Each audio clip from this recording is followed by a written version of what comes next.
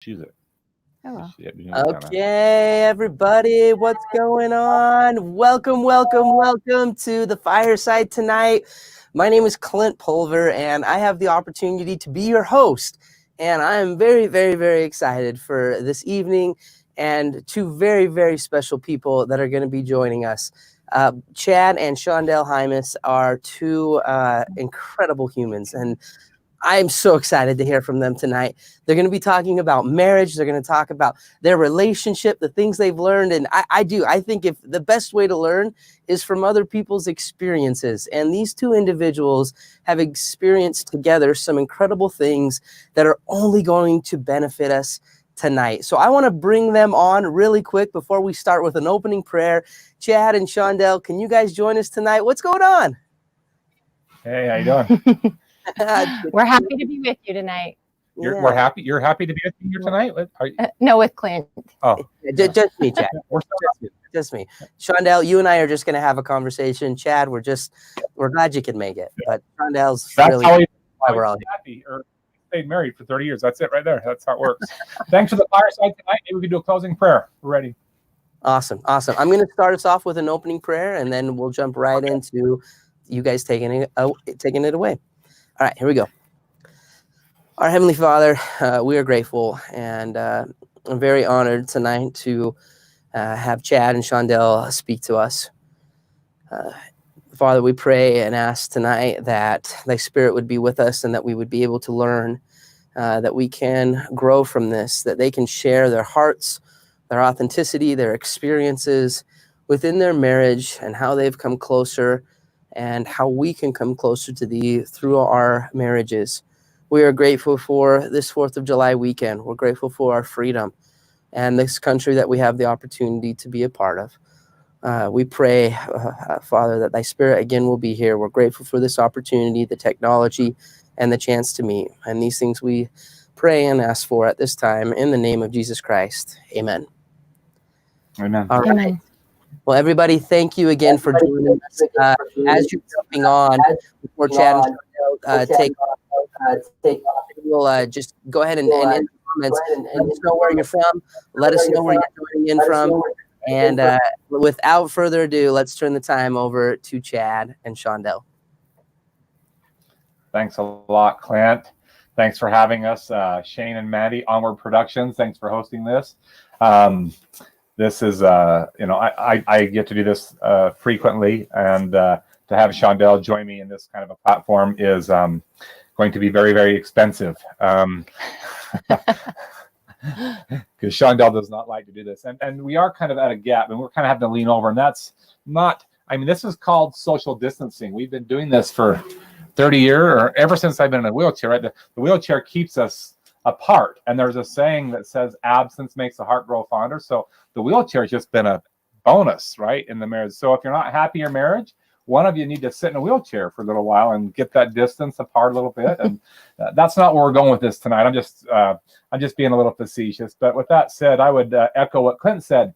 If you have any comments or questions, by all means, shoot them to us in the chat. We can see it right here. And so we'd love to see what questions you have. We are not marriage experts, but we have been together for 25.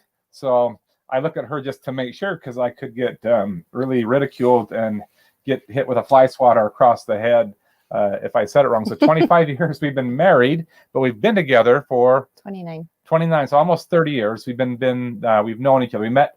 Maybe you can give them a little bit of background. Okay. Tell them how you fell in love with me. What happened? All right, don't tell them that. tell them how we met. Oh, Chad and I met in high school. We both went to West Jordan High School, and we both played basketball, and we that's basically how we met. I watched him play ball, and one day at practice he came and talked to me. And I was dunking it. That wasn't I was dunking it. I'm not sure he was quite dunking it. He was close, and I knew one day he might. I don't know if that ever happened. No, I don't think that ever happened. But that's how we met. We met and dated in high school. We met on the basketball court. Right.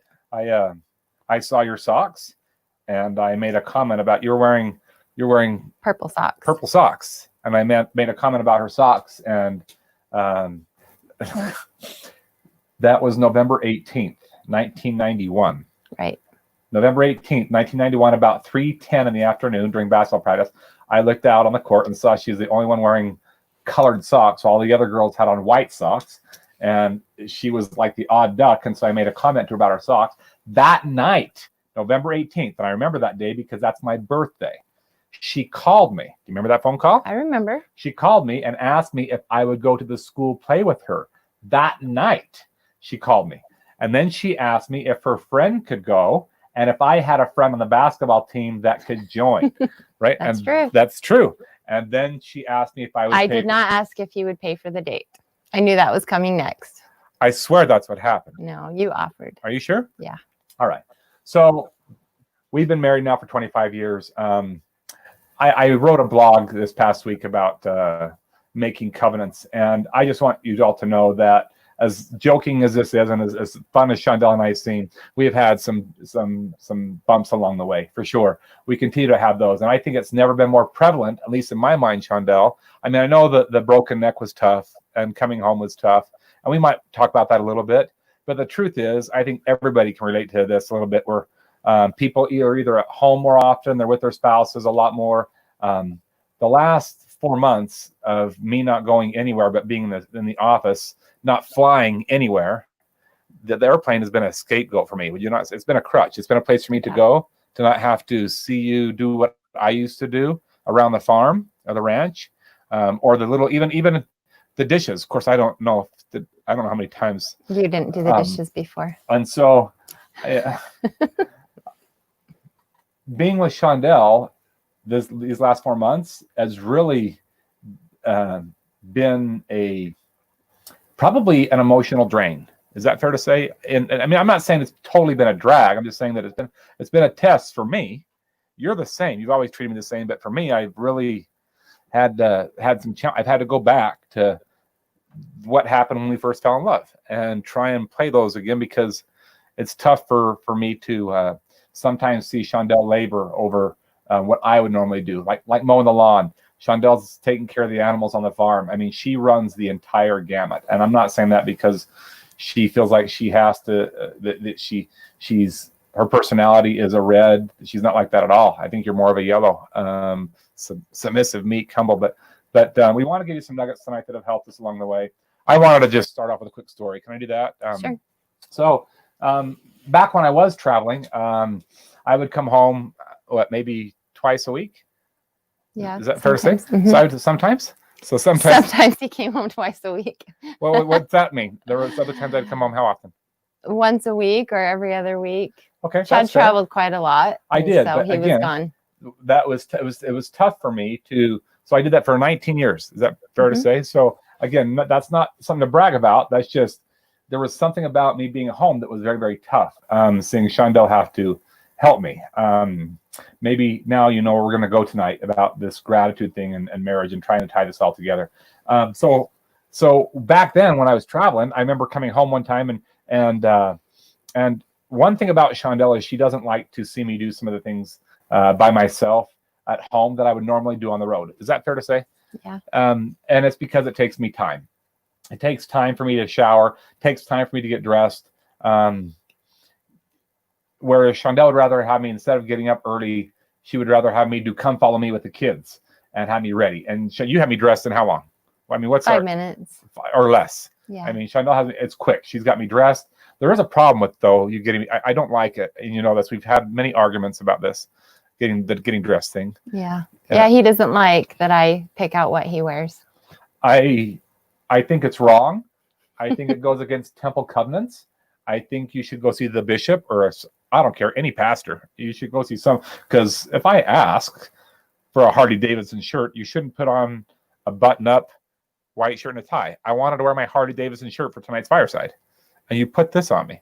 And so I'm not wearing these clothes. I didn't say I'm not grateful for her help. That's different. I am grateful. I just don't like her help. But if I get to help him, I get to pick. So yeah, and he's actually exaggerating. I usually do put on him what he asks. Just sometimes I don't. Not tonight. I'm wearing a shirt and tie, and I wanted to wear my Harley Davidson shirt. Back to the story real quick, and then we're going to go to Shondell. There was a time that this is where it really kind of came to a head with me. I was really struggling in our marriage. Do you remember the time that you were helping me in the shower and I fell? Do you remember that? Mm-hmm. So I fell in the shower, and it was just Shondell and I. The kids were young. I had come home off a road trip. I was only home for a day or maybe 2 days. And so the kids, weren't big enough to necessarily help me get back in the chair. And so I was on the ground, and I wasn't dressed at all. I know it sounds like a unique, I don't know what the word is, special opportunity. That's not what it is at all. It's the tile floors are not good for my body. The cold, right? So Shondell grabbed the towel, covered me up, started drying me off. And then she made step number 2. She made that effort to get me in the wheelchair. And that was a problem. It's not that I didn't want her help, but when she came down to lift me and get me back in that chair, I mean, I'm like 180 pounds. I mean, you're like, I don't want to, she doesn't weigh very much. And so she went to pick me up. And when she did, that's when I went berserk. I saw sweat. I saw not even just a bead. I mean, she was working her tail off. And I looked at her and was looking at her head, and there was sweat. I mean, Clint, you and I have talked about this before. You and I have had many intimate and sacred conversations between us because we're both brothers, and we've talked about this marriage thing. And when I saw Shondell, Clint knows how much pride I have. I have so much pride. I know that's wrong, but I saw a bead of sweat come down. And when I saw her start to sweat because she was laboring and trying to help me, I said some things to my wife that a wife or a woman should never hear from another man, ever. And when Shondell heard those words, she didn't say anything back to me. She started to cry, and I still feel bad about that to this day. I know that I've asked for your forgiveness, but I don't think I've forgiven myself for that. But I said some things to Shondell that caused her to go so far as to the other side of the door. She didn't leave me maybe 5 feet. And she was crying. And Shondell came back in and said something to this effect. And if I get it wrong, please correct me. She said, if you want someone else to come in and help you, we can do that. If you want someone else to come into our bedroom and our bathroom and our place of talking, our place of watching a movie together, our place of just cuddling, our place of just our sanctuary is which is, if you want somebody else to enter that place of service, which is what she was doing and trying to help me there, then we'll call up a professional and have them come help us. But if the roles were reversed and I was on the floor and she's talking about her, would you let somebody, or would you want somebody to come in? Am I getting this right? Mm-hmm. Would you want somebody to come in and shower and help me? And I said, the answer is absolutely not. I would never let somebody come in here. She said then that I didn't know anything about a love language. She said that her love language was service.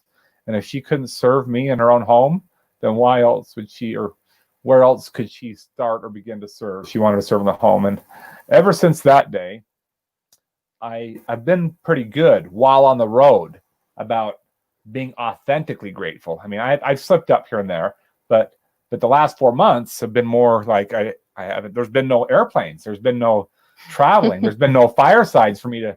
There's been other than me just driving out by myself. And so the first message tonight would be to be authentically grateful for the person that you married as they age and grow, not the person that you fell in love with back when they were 17 years old. I remember when I was in high school, I had this ideal. I wrote a paper on it. In fact, I shared with you the paper. I had 3 criteria for the woman that I was going to marry. Criteria number 1 was they had to have a body like Cindy Crawford. Number 2 was they had to meet up to my family standards. I had very, very high family standards. My dad is LDS, my mom is Catholic, and the standards are high in my house. Book of Mormons and candles is what I grew up with. And standard number 3 is that they needed to meet the approval of the mother of Jesus, which was Mary. That was my criteria. And I know that those, and that's way out there, but that's what I wrote in the paper. And I got way more than I bargained for. Shondell and I, as we mentioned earlier, have now been together for 30 years, been married for 25 of those. And I can tell you today that, I'm not just saying this to put our best face forward. I want the woman that I am married to today. I might have gotten what I had written on that paper, those 3 criteria, that I don't want that woman anymore. I want Shondell as she is. She's helped me to be more Christ-like, and we're going to share some of those attributes tonight that'll help you in a marriage. But with that, I want to kind of open it up to some questions, and I've got a little device on my lap where the questions are coming in from, and I want to maybe let Shondell share a few thoughts that you had, and then we're going to I've got some points that I've jotted down from my journal that I want to share. Is that okay? Sure. So yeah, sure. So as Chad talked a little bit about earlier, he's been on the road quite a lot the last maybe 17, 18 years. We've learned how to make a marriage work at a distance because he's traveled so much for speaking and his business has been very busy. And there's other reasons other than just being busy with his business that he was gone.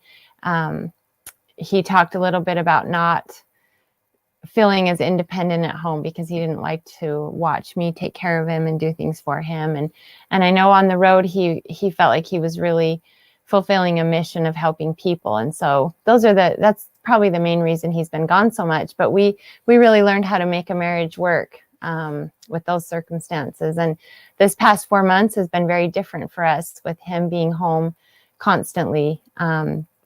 He's been home for 4 months or longer now, and that hasn't happened since way before his accident. And it's been definitely a different way of life to get used to. It hasn't been either good or bad. It's just been different, a different way to get used to.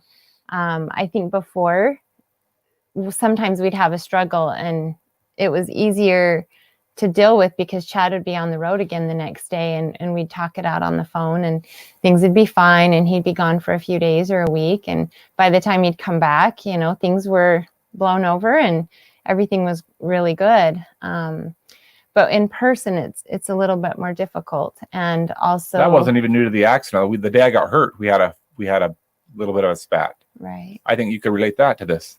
Right. Yeah. So did you want me to share that? I think you should, because it makes it relative that you don't have to be in a wheelchair to learn life's principles about marriage. I mean, we had, and something special happened that day, other than I broke my neck, which is not what you want. I mean, I know you were mad at me, but you didn't wish for that, right? So we had a little spat. You should probably share that and make it relevant. Is that right? I know we didn't plan on that, but I just thought of that. Okay. So a lot of wives probably could relate to this story because I had two little boys, 3 and 1 at home, and I've been lucky enough to be able to be at home with my boys. And the day before Chad's accident was a typical day where he would come home from work, and I'd been home with the kids all day, and I had dinner ready for him when he got home. And as soon as he got home, he went down into the family room downstairs and turned on a ball game, and we ate dinner, in front of the TV. I brought him his dinner and we ate. And then after we got done eating, I cleared up the dishes and took him upstairs and did the dishes, and he watched his ball games and the kids were playing. And by the end of the night, I was a little bit frustrated because I had zero of his time and 0 of his attention. And I remember it was Michael Jordan. I remember thinking, that I've been home all day and you've been gone all day, but I need a little bit here, come help me with the dishes or come talk to me at least. And anyway, so it was a little bit of an argument that night. But it was good because I think it helped wake him up a little bit. This is the night before the accident. This is April 2nd. Is that right? Is that fair? This is April 2nd, 2001. Right. Okay. So, but the next day was a special day because throughout the day, he did something a little bit extraordinary. He would call me during the day when he was out at work and tell me to turn on the radio at a certain station and share a song with me. And he did that a few times during the day. So things were really good that day. Of course, then he came home and it turned into a not so good of a night. But I think it's important for us to maybe a couple principles just from that is to communicate. That the night before, as we had that disagreement, I was quiet most of the time and just letting it build up inside that he's not helping me. he's watching the ball game. He's not giving me any attention. And instead of just letting it build up inside, we just need to learn to communicate with each other and talk through things, because once we did, then things were better. So I think communication is huge, and just making things work and not letting things boil over inside. So great. I think that's a good principle to remember. But back to what I was talking about with Chad being home, is we've had to learn to face our differences head on, and instead of him being on the road and working it out that way, it's been very different for him to be home and have me help him do a lot of his daily needs. And he can be independent in ways, and there's a lot of things that I do for him, and that's hard for him. And so we've really learned and grown through that. I think we'll probably share a little bit more of that a little bit later on. So I wanted to share a couple of ideas. So a couple of nuggets that I would like you to maybe jot down that will help your marriage out a little bit. The first one, and we're going to be transparent tonight. We're going to be we're going to hold things sacred that need to be held sacred, but we have nothing to hide. Again, come forward with your questions. Feel free to make comments. Clint is kind enough to be our host tonight. He's monitoring that. Shane and Mandy with Onward Productions are monitoring that as well. Please feel free to ask anything you would like, and we will get those. We will see those. We would love to hear from you and see where you're coming in from. Tonight we were talking about marriage and just what Shondell and I have done to make it work. The first thing that I have noted and journalized is that spend private time together. Now, I'm not talking about intimacy necessarily, but it's very, very important that we spend private time together and spend it together often, whether that's a date, a movie night. For us, a lot of times that takes place in the front room, but the kids aren't there. It's just time for just her and I. Maybe it's not even talking. A lot of communication can be done without any talking whatsoever. It's just time together. Remember what she said about the night before I got hurt? I was not just talking to her. I wasn't spending time with her. She was up there doing the dishes. I was downstairs watching Sports Center. Michael Jordan, he had the game-winning shot that night. I remember exactly what I was watching, and so I wasn't spending time with Shondell. So have time together often. Time together. Number 2, this one's kind of a fun one. So if you guys like to watch Netflix, or if you like to watch your favorite show, whatever that is, be willing to watch your shows together often. Can I just be very, very bold? I don't like her movies. Okay. You know this. I mean, you don't like mine. And I don't think that's true, because I really like chick flicks. And let me finish. And I know he watches them and enjoys them a lot more than he lets on. See, so we need to agree here, even though in my heart I know it. So the truth is, she likes movies like A Walk to Remember. I think it's a dumb show. She likes The Choice. You like The Longest Ride. You like movies like that. You like, give me a couple more. Ever After. Ever After. She loves Ever After. Stupid movie. She likes the live version Cinderella. Yes, the live version of Cinderella, where that one's not a bad one, but where she's put in a blue dress and then they fall in love at the end and it's happened. She likes those. I like the clean version of Tombstone. I love Tombstone. Is there a clean version? Well, it should be rated R. It should not be rated R. It's a great movie. There's no scenes in it or anything like that. There's some bad words, and I get that. A little bit of bloodshed. I love pirates. You know this. I love pirates. My favorite. I love all nine. Now there's 10 Star Wars movies. I can't get enough of those. I will put those in immediately. And so one night, when Shondell talks about the movies, Shondell came home and she put in a new one, the pageant one with the Sandra Bullock. Congeniality. Stupid Miss Congeniality. She put it in for us to watch, and here's the worst part: is she put it in for us to watch, and says I was coming home off a road trip. She put in that Geniality, the Sandra Bullock show, and then she fell asleep on my lap. So it got from bad to worse because I didn't want to watch this. I wanted to watch Tombstone or Pirates or Star Wars or give me something that got some action into it. That something about war, anything like that. And she put in this Sandra Bullock chick flick, and she fell asleep within like minutes, and I couldn't reach the control and my hands don't work anyway. So I couldn't hit the button to switch it to what I wanted to watch. And so I had to watch the whole movie while she was sleeping on my lap. And I had two thoughts. My first thought was kind of a selfish thought that I thought, this is kind of cool because I was brushing your hair with a brush, and she was just kind of enjoying that moment. And I thought, this is kind of cool. Here, my wife feels comfortable enough with me in a 95% numb body that she is falling asleep. That's a cool feeling. That's the pride that I was talking about earlier. I have a lot of pride in that. My second feeling, my second thought was a little more selfish. How can I not wake her up but still get to that?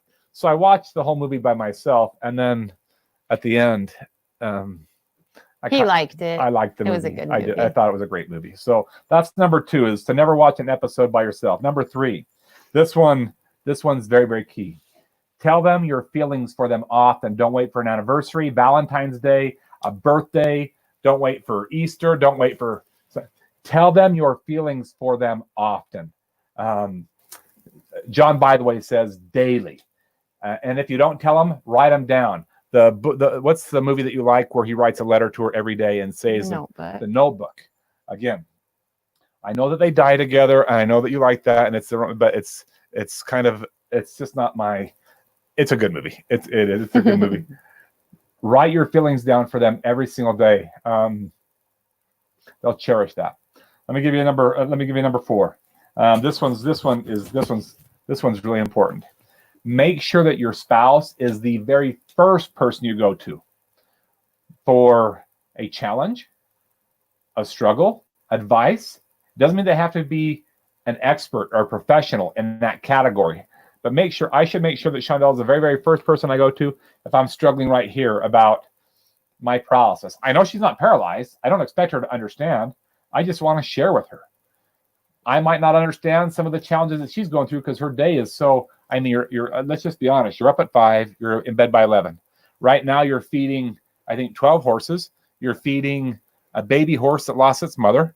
You are moving water, which takes 3 hours every day, 7 days a week, because we live on a farm.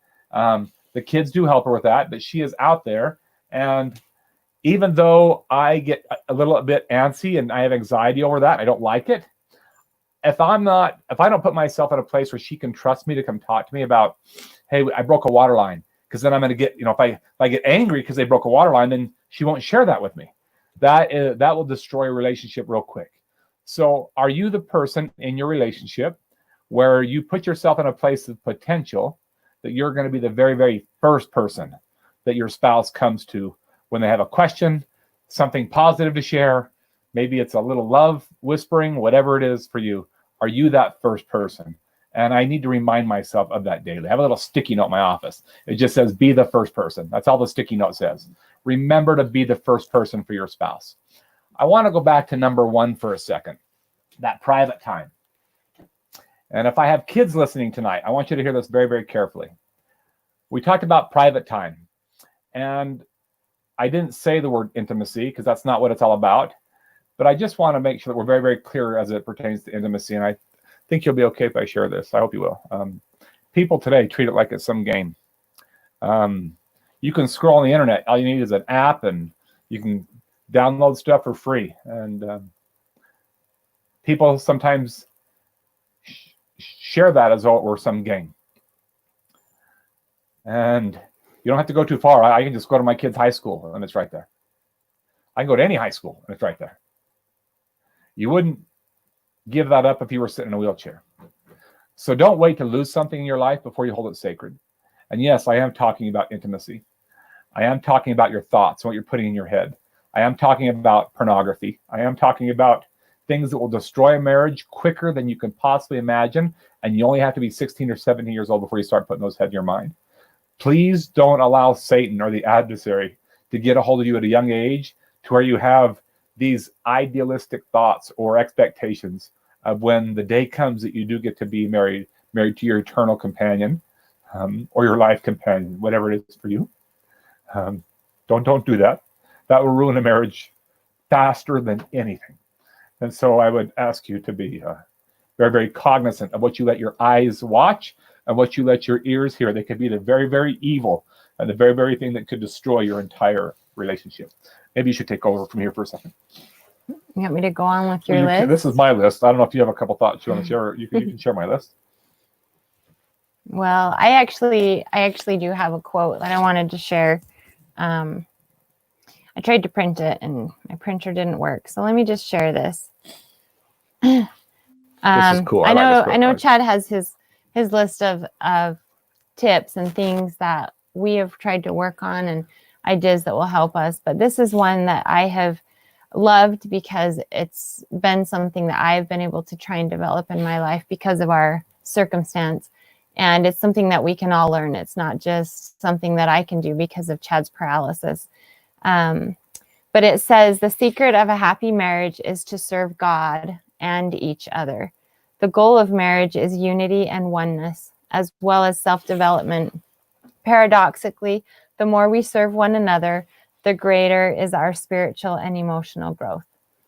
And I know that in the very beginning days when it was so hard after Chad's accident, the thing that got me through was the idea that I was able to serve him. And we serve those that we love. And Chad said earlier that my love language is service. And that's how I show him how much I love him. And I think if we can develop that as couples and we can serve each other and serve God at the same time, that will create great unity in a marriage. And so that's one of the quotes that I love. That quote was actually... who's it by so they can look it up? Yeah, I was going to tell you. It's by President Ezra Taft Benson, and it was in a talk in July of 1992. So okay, so go look that up and check that out. Yeah. Do you want to share your second thought on there? I can share one more thing. Okay. So this one also I've learned to love, especially through our circumstance, not just Chad's accident, but through all the trials that we've gone through, and everyone has different trials. But this is by Elder M. Russell Ballard, and it says, sometimes we need a personal crisis to reinforce in our minds what we really value and cherish. The scriptures are filled with examples of people facing crisis before learning how to better serve God and others. Perhaps if you too search your hearts and courageously assess the priorities in your life, you may discover, as I did, that you need a better balance among your priorities. And that's so pertinent for today, right? The Right. crisis that we're going through, this time of isolation and quarantine.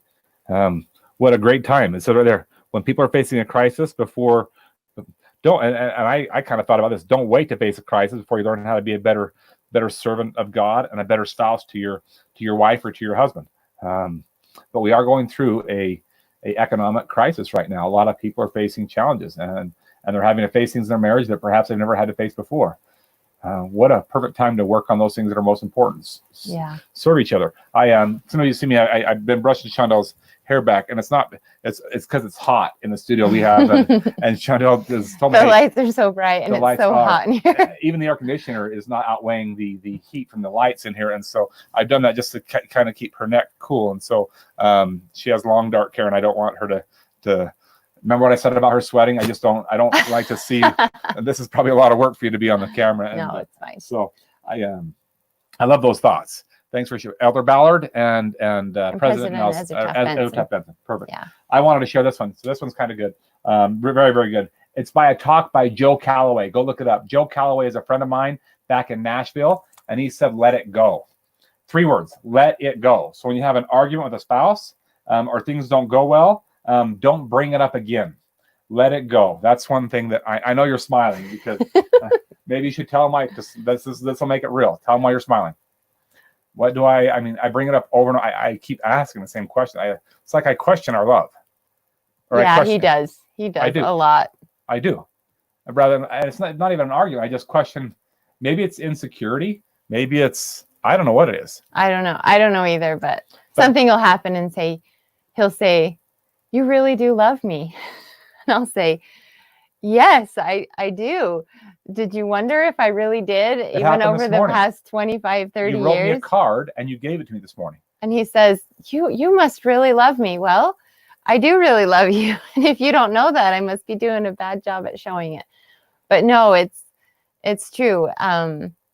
When things happen, we have to let it go. Like he was saying, something happens and one of us will inevitably always make a mistake and hurt the other's feelings. But once the sorries are said and things are better, don't wait for the next time that it happens and then say, remember when, and bring it up again. It's just something you just have to let go. You ready for number 6? Give me a thumbs up if you're ready for this one's probably the most important one, I think, of all of them. Number 6. So, all right, okay, good. So we're seeing some things. Thanks for Cheryl, thanks. So I got people. David, thanks. Jonah, thanks.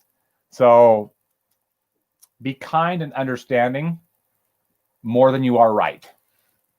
Be kind and understanding more than you are right. Just because it's your way does not mean that it's the only way that it has to be done. I have learned that from being in this chair. I mean, what am I anal about when it comes to the house? Oh, everything has to be perfectly in its place I am and clean. Such a jerk about that. I am so anal about the dust on. I mean, you remember when we were dating? Remember my trophies? Yeah, they were all clean. My trophies. I had a whole shelf, like 20 trophies from basketball and baseball, and they were always spotless. I mean, dusted. I don't even know what you've done with them. You must have given them to DI. They're gone. Yeah, I didn't want to dust them for the last 30 years, so I gave them away. Did you really do that? No. Because I won't let that go. Okay. Did you do that really? Yeah, I don't know where they are. I'm sorry. My trophies? Right. Well, let it go. I don't know if I can let that one go, but we need to let it go. Be kind and understanding before you are right. Just because I have a certain way that the lawn needs to be mowed doesn't mean that it needs to be mowed my way. It's okay. It's okay. Just because I might take care of the fields or water differently than Shondell doesn't mean that I'm right and that she's wrong. So while we can laugh and joke about this, please be kind and understanding more than you are right. I have learned that from being in my chair. Even the way that we raise and discipline our kids. I mean, I swear that my kids have never heard me say the word no. I am confident that my kids have never, ever heard. Oh, I've said it. I was going to say, I've heard it. I've said it a lot. They just don't ever hear it. And Shondell, so I get upset with my kids when I say, no, Gracie, you can't go out. You're only 15 years old. No, Caleb, you can't watch that show. It's got bad language. No, Kyler, you're not going out tonight. You're helping us in the field. You're going to help your mother. No. And it just goes in one ear and it goes out the other. And then I get so angry and frustrated. I think it happened yesterday at the cabin on the 4th of July with Gracie. I asked Gracie to be in a picture and she said, she said no. And then I said, no, you're going to be in this family picture. And it went in one ear and out, and she just walked right into the cabin without taking the picture that I wanted with the family because she didn't feel like her hair looked fine. And I thought she looked fine herself. And instead of me being kind and understanding, I thought that I was right. And I wasn't the first one to apologize. What happened last night with my own daughter, my own beautiful daughter? I mean, I still mess up. What did my daughter do? She said sorry first. She said sorry first. She came to me and said, Dad, I'm sorry. I should have done what you asked. She said, I'm sorry. Oh, remember, she said, I'm sorry for being disrespectful, Dad. And I lost it because I thought, wait a second. I was the one that didn't respect the fact that you didn't want to be in the picture. That was on me. So I know we're talking about marriage, but this can tie into children as well. Please don't think that Shondell and I, or me, I mean, I believe that my wife is dang close to perfect. I know you don't like to hear it, but that's what I believe. I do not have this mastered. I don't know why Shane and Mandy asked us to talk about marriage tonight. We do not have this mastered, but I'm giving you some ideas that will help. That help me. So sorry, my eyes are a little bit wet. Here, my tie. All right. Okay, so we're good there. So here, I want to give a couple more ideas from my journal that you guys can that you'll like. So number 7. Here we go. Don't. Maybe you can elaborate on this. Don't take things so serious. Don't take things so personal. Any thoughts on that one? I love a quote, and it's by Eleanor Roosevelt, and I'll probably mutilate it, but it says something like, no one can offend me without my permission. And I think in marriage, a lot of times we get offended by the things that our spouses say when they maybe did not mean them in the context that we took them.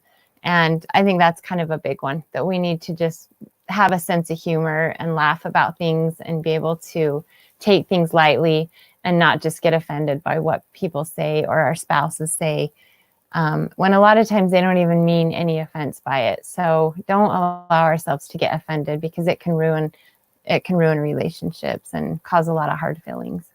Cool. Next one. So Richard and Evelyn, I want you to listen to this one. Clint and I want you to listen to this one. Shane, listen to this one.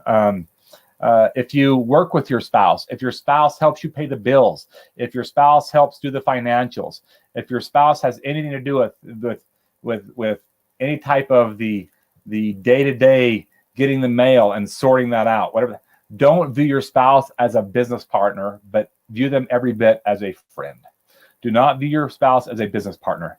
That has been one that's been tough for me, because I will ask Shondell to do invoicing. Is that fair to say? Like, get the invoices, accounts payable, because Shondell works she puts in about 4 hours a day in the office. She's the office manager. And that's her job, is to pay all the bills and do accounts payable and receivable. And I, on several occasions, have maybe said, Shondell, can we get the invoices done today? And her schedule has not allowed her to do that. And so I'll view her as a business partner and think to myself, why did she not get the business done today? For the business need to be done when that can easily wait till tomorrow, because I wanted it done today, and that causes problems. Instead, when I viewed her as my, not just my love or my lover, but my best friend, we are closer to God because of that. Next one, read the scriptures with your spouse every day. I need help on that. We read them good separately. Yeah. We do good separately. I feel like I get my scriptures done in the office. I think you do them. Well, you're doing them in the morning, then you do them. Come follow me with the kids when I'm out in the office, usually after they get in from moving water. Right. Which I just thought of.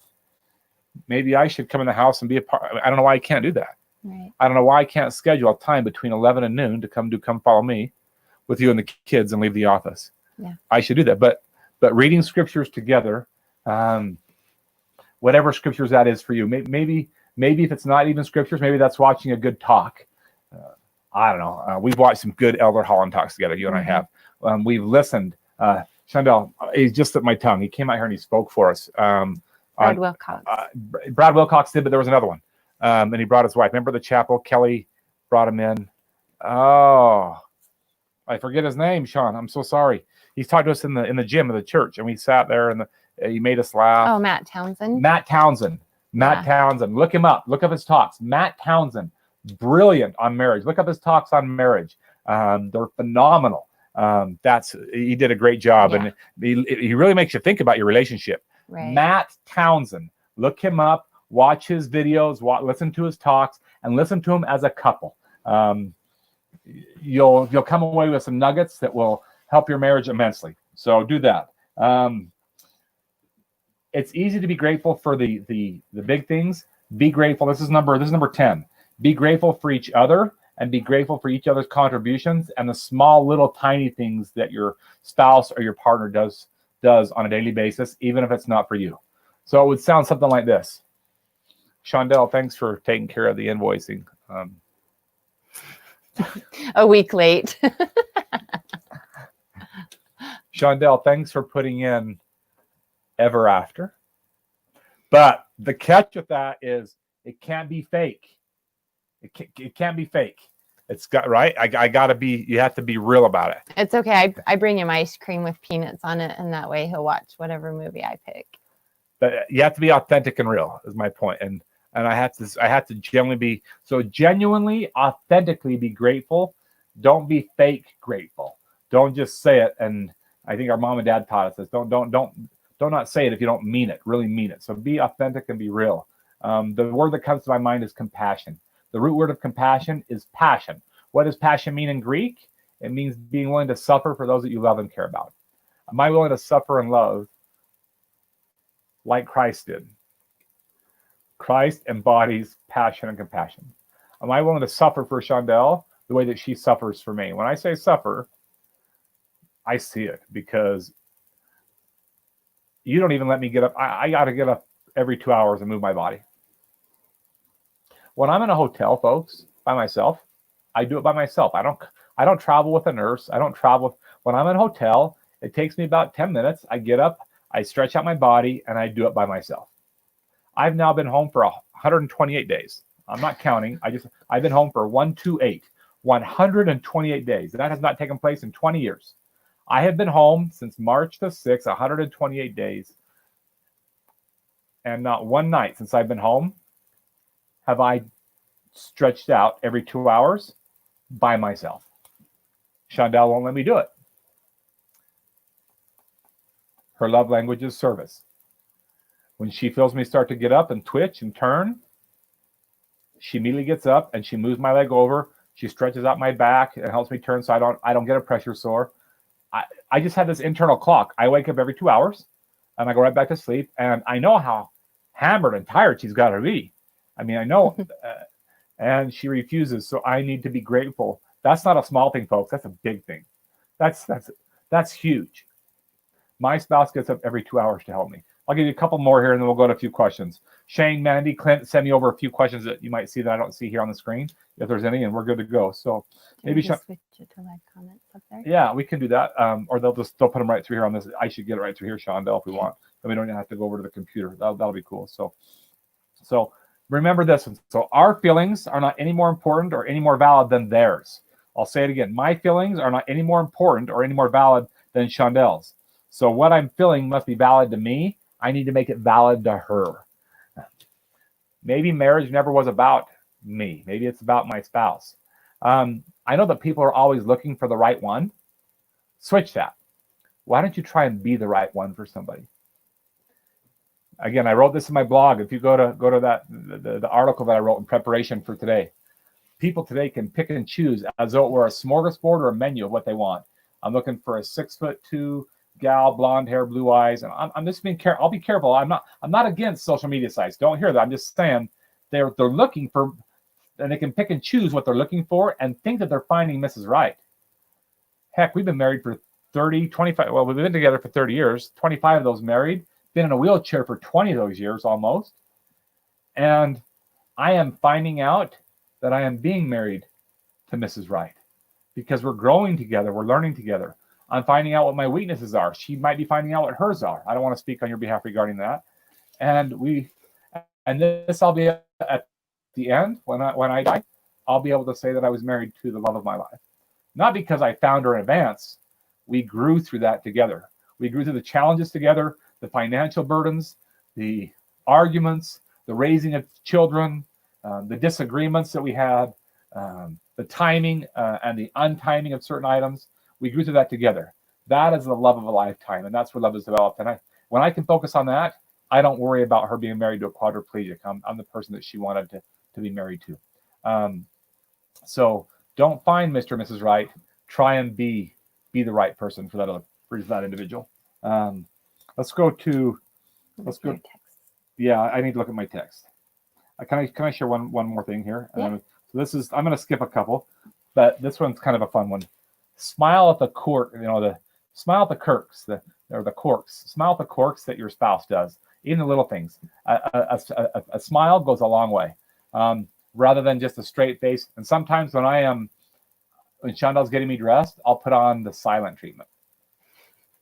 Why are you laughing? You know it's true. Because Chad and I don't. Do you still love me very right now? often Do you love me right argue, but I can tell when he's not happy because he's more silent. I just go quiet. And silence is deadly. You have to talk. You have to talk through your feelings. It kills her. It's so hard. It kills her. And it's because I'm letting Satan get to my mind thinking, you're letting your wife get you dressed. You're letting your wife cut up your fish, your steak. I know, it's just a small, your wife is serving you salad tonight and she cut it up. I let those thoughts start entering my mind instead of smiling at her like this and look like this. Hey. Hey, Hottie. Hey, Hottie. I don't think I've ever called you Hottie. No, never. Never. Sorry. Never. I can't believe I just said that on camera. What do I usually call you? There's several. I call you Bucket. You call me Bucket. You call me Princess. I call her Princess a lot. Yeah. I call her Princess. Hey, Princess. Thanks for dinner. Thanks for letting me travel the way that I travel. Thanks for taking care of all the animals. Thanks. You're smiling because I need to work on this. I know, No, you say all these things a lot. but I could do better. But I'm probably fake about it. Maybe sometimes. Sometimes I know that I know when you help me shower, I can go quiet real quick. Is that fair? Because my body has changed and it's not. I mean, it's all ribs and atrophy, and you tell me that you didn't marry me for my body. I take offense to that. I mean, she says she didn't marry me. I'm just saying. And then she'll say this. She'll say, "Did you marry me for mine?" How am I supposed to answer that? Remember the Cindy Crawford criteria? I mean, and and being facetious and all jokes aside, you know, I get the law of attraction. I understand that. When I look at my body, I have to laugh. So I not laugh with Shondell at it as well. If I don't start laughing, I'll go silent or I'll cry. The silent treatment, as you said, so much more eloquently than what I say. It is a killer. It is deadly. Remember the first thing we talked about tonight? Talk with your spouse. Talk. Did you have something you want to share? You can finish. Go ahead. No, I was sure thought. I'm going to go to the questions. And we're going to wrap Okay. this up because we're Okay. ready to wrap it up. All right. So one of the things that I wanted to share is something that I think can give anyone a good perspective in their marriage, a good marriage, a great marriage, a marriage that has struggles. And that is a perspective of eternity. And I love, there's a picture, and I wish I had it, we could put it on the screen, but it shows the past, the present, and the future. And above the present, it has man's view, and it's pretty much the present. But above that, it says God's view, and it encompasses the past, present, and the future. And so having a perspective of eternity can really help us. It says, seen with the perspective of eternity, a temporal setback can be an opportunity to develop soul power of eternal significance. Strength is forged in adversity, and faith is developed in a setting where we cannot see what lies ahead. And I know, especially with Chad and I's circumstance, a lot of times he'll, like we said earlier, you really do love me. And he'll kind of question that, and he'll say, but I can't get up and saddle a horse for you. I can't go out and work in the fields, and I can't even dance with you or walk and hold your hand. And but my perspective is not just right now and the life that we're living right now. It's a perspective of eternity. And this is a short time. And I know that those things will happen. Those things will happen at a later date. And so I think a lot of times our problems can be minimized by just having an eternal perspective. Look further to the future and not just right now. I think that can help us. How do we handle disputes with our children? Is a question that came in front of each other. You know, when I get upset with my kids, and Shondell's right there, my kids just run for the stairs. It ticks me off when they do that. They say, you know, come get me, Daddy, come get me. And I've had to swear at them just to get them to listen to me. And then it goes south from there. I've had to throw things at them. Shondell has been one to lead by example, by humility, the way that Christ would teach. I am a little bit more quick to anger. When a child makes a mistake, and we had this happen recently, where it required both parents to be involved in how we were going to handle the situation. Shondell and I met together out in my office. Do you remember that? Mm-hmm. And we talked about how we were going to approach it. And then we went in, and I started the conversation with love. And that was one of the most loving experiences. I'm not going to remember the mistake of the child, but I'm going to remember how he felt in that room. Mm-hmm.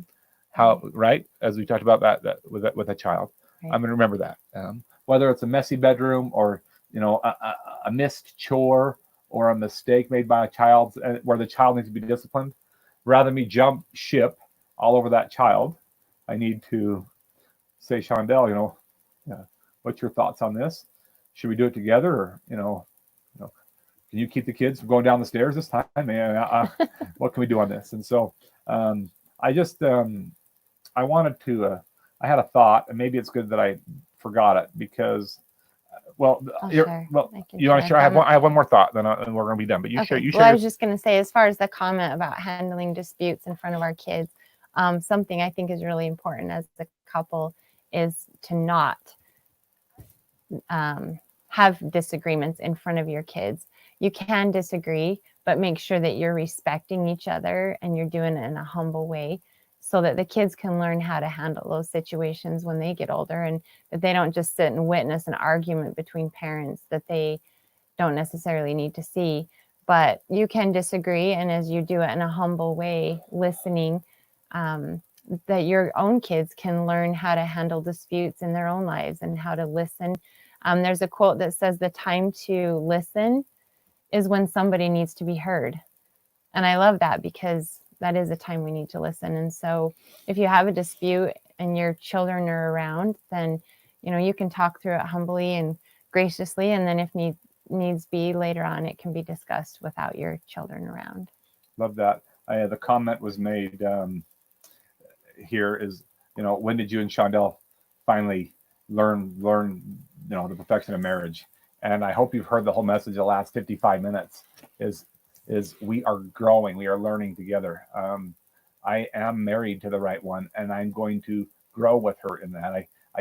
Shondell might not have been the right one when we got married. I probably wasn't the right one because we had to learn new things about each other as we got married, but it's about being the right one for your spouse.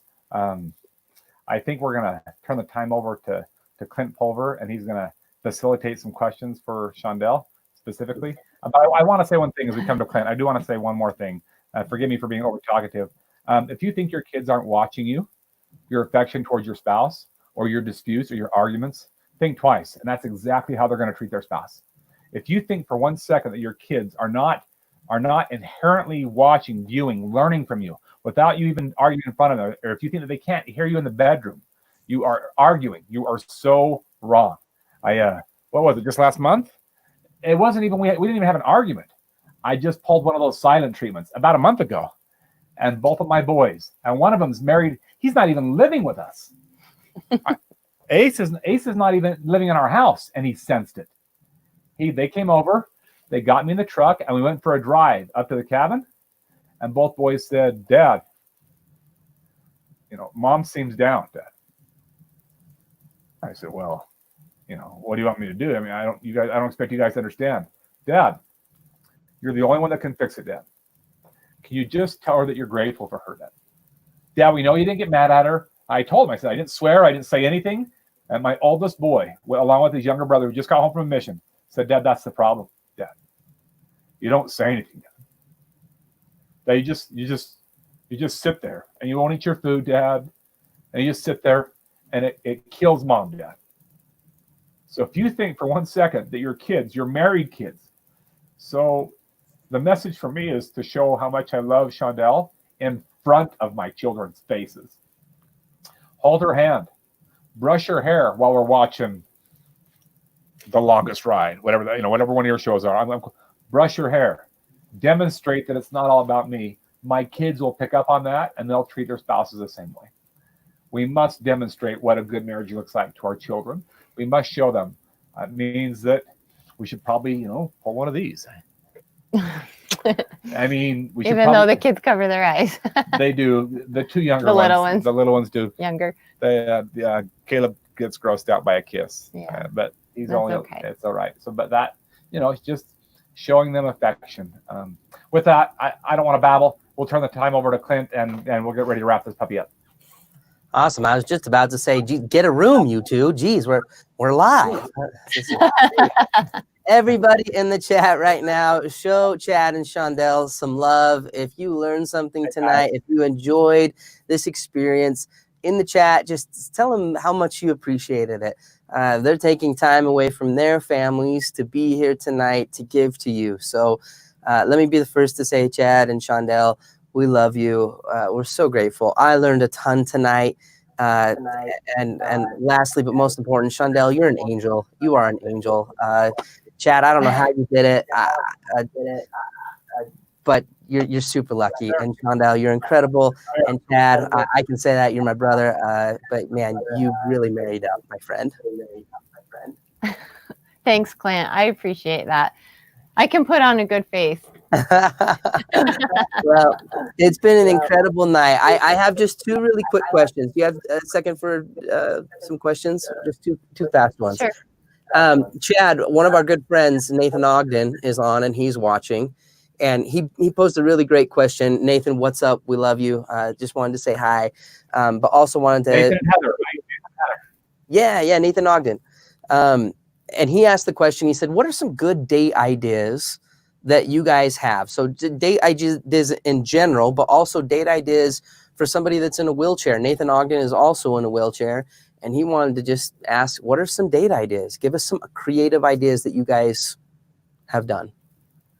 There's not too much that able-bodied people do that we do not. So is that fair to say? Mm-hmm. I mean, and I can't believe that Nathan is asking this question, because if you look at I showed you the video. You can tell him. We've been watching Nathan's videos that he posted on, I don't know, was it Facebook? It was 4th of July. It was just yesterday. Swimming with his family and his So girls. no, not swimming. That's not true. He didn't swim. Okay, he was floating. Listen. No, what happened? So I asked Shondell if we could do this for a date. And I said no. She said no. So you shouldn't be. We should be asking Nathan the question. Nathan allowed his 2 daughters to pick him up. He's a quad just like me, and throw him into a pool, and no life jacket. And he just lays on his back and his body floats, and both the daughters jumping after. And I said, Shondell, we're going to Lake Powell next week. Can we do that? No way. And so, Clint, what am I supposed to say to that? I mean, I thought that'd be an awesome date. But truth be told, Shondell and I love to go to the movies. Let me rephrase that. Shondell loves movie popcorn. She loves movie popcorn. It might not even be a movie we've ever heard of. She just loves to go to the movies. And she doesn't want me to sit in my chair. She likes to, so we like to sit in that section where I can sit in a chair that rocks and sit right by her. Even right now, this is how it would be if we were in a movie theater, because my wheelchair takes a little bit of space on the side. Clint, you've seen that, because you've seen my tire fall off my chair down a ramp, the Dublin, Ireland airport, and you had to put me in my wheelchair after I fell off. Hashtag Rocket Man. That's why you call me Rocket Man. But in a movie theater, we're not apart. Other dates, we love to go and stay at the cabin. We love to do s'mores by a fire pit. Mm-hmm. There's not too many things that Shondell likes. Now, it's important that we do things together. We just went on a date the other night, just the 2 of us. But a lot of our dates are inclusive of our children. And Clint, back when planes were flying, Shondell and I dated a lot, just because that was part of my job, where she would meet me in San Diego, or that's her favorite city, or she would meet me in Nashville. That's my favorite city. And we would have a date that way. And we've had dates where here's been a cool date. I've come home at midnight just to spend 6 to 8 hours at home. And Shondell has had like my favorite dish, sitting with candles right there with a table set up. Thai food. You know that, Clint, because you and I've had a date at midnight together. You've had romance going on. I know. Anyway, that's my answer, Clint. That's my answer. That's awesome. And last question, Shondell. There's a lot of husbands that are watching tonight. A lot of fathers. From a wife's perspective, and through your experience in being married to Chad, to all of the husbands out there, and they might be fathers as well, but I want to target this specifically to husbands. If you could tell the husbands watching one thing that they should remember to do for their sweethearts, one thing to do for their spouses, what would you tell the husbands of the world? Well, so without taking a lot of time to think about that answer, I think the biggest thing would be just to try and recognize and appreciate all of the little things that they do. So, I know many husbands may not be fathers as well, but in my situation,